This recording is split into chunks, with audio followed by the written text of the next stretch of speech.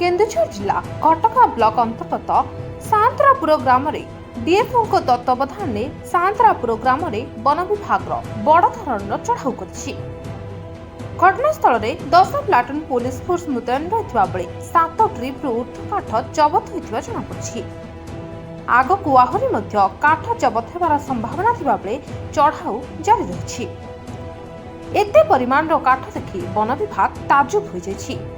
तेबे घटगां ब्लॉक सांतरापुर ग्राम केन्दुझर जिलार चोरा काठ माफिया हब कहुवा बेले अनेक बार वन विभाग चढ़ाऊ कर विफल होता बेले आज वन विभाग को मिली बड़ सफलता।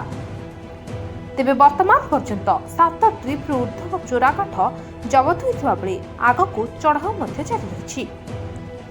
घटनास्थल में डीएफओ घटगां,